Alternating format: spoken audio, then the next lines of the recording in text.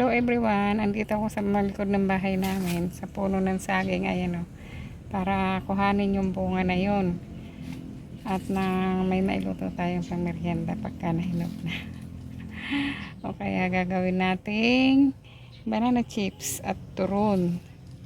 Ayan po, kuhanin na natin. Ayan, samahan nyo ko guys para patuloy natin to. Ito na yung aking harvest. Buhatin na natin. Hindi ko na madala. Nahirapan ako magbuhat. Ayan. Dali. Dali. Ito ang gaan. Ang gaan. Ay ko. Oops. Ayan. Kalaglag. Nagkakalaglag na tuloy. Up. Up.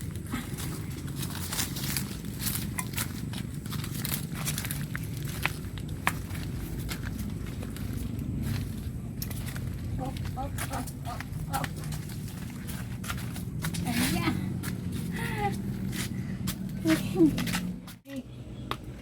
Ayan ang lalaki oh.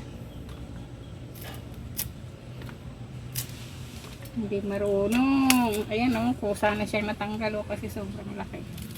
Wow. Wow. Kaya kahit hindi nagamitan pala ng ano eh. Bulok eh.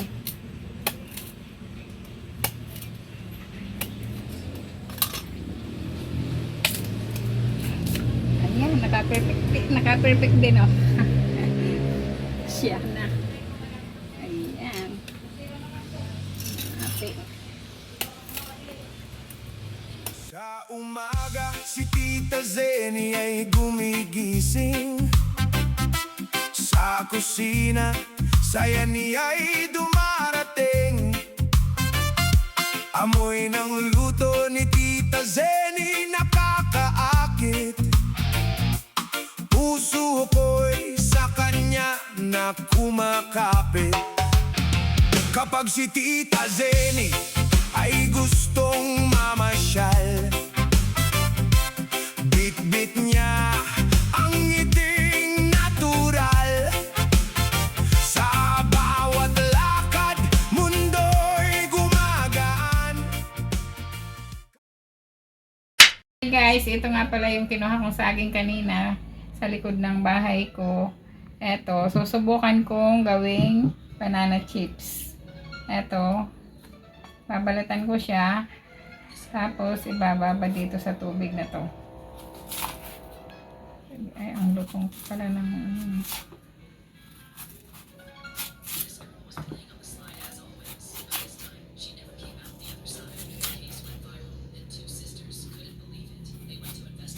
Ayan, subukan ko para magpang-merienda kami kahit 5 pieces lang muna. Oh yan, lutong. Fresh na fresh yung banana. Ayan. Lapit natin dito.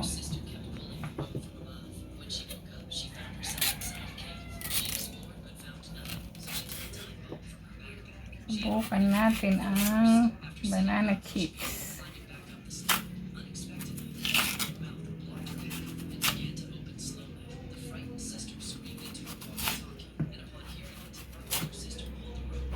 Ang lutong niya.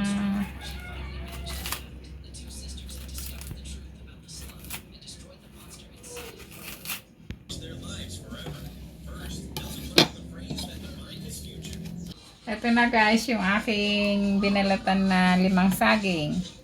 And then, hiwain natin. Ito ang gamit ko para manipis. Ayan. Ang galing pala na ito eh. Oh, diba? Saya. Kasi ang lutong ng saging. Press na press. Oh. Diba?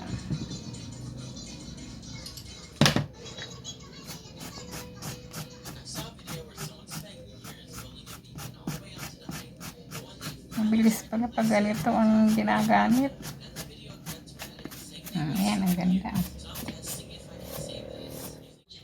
eto na guys, yari na po yung aking paghihiwa. Eto ngayon, dapat ganito lang kanipis yung ano, para medyo malutong. Ayan. Ganyan. Punasan natin ng tissue para medyo matuyo ng konti bago natin siya lutuin. Ayan. Next po, ito, gagawa po ako ng ano, maglalagay ako ng tubig dito. Tapos, ito, suka. Suka. And sugar. Ayan.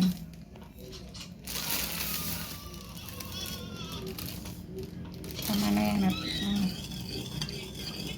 Ito po, ang purpose nito para malutong yung ating ilulutong banana chips. Ayan.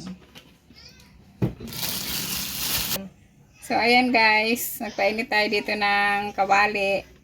Talagyan na natin ng mantika at mainit na siya. At magpiprito na tayo ng banana chips. Ayan, okay na yung mantika na yan.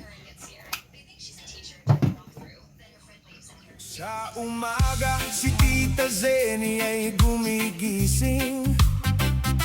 Sa kusina, saya niya ay dumarating. Amoy ng luto ni Tita Zeni nakakaakit.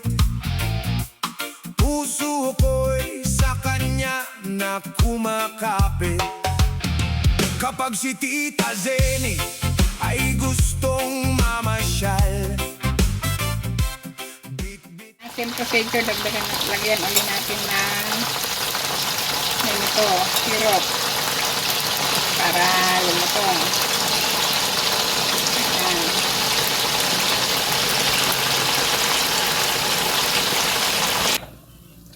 So ayan guys, ito finish na yung aming ginawa. Ito na yung finished product na ginawa kong banana chips. Ayan po, merienda na tayo. Tikman natin. Lutong.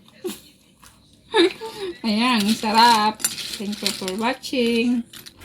Mundo'y gumagaan kapag si Tita Zeni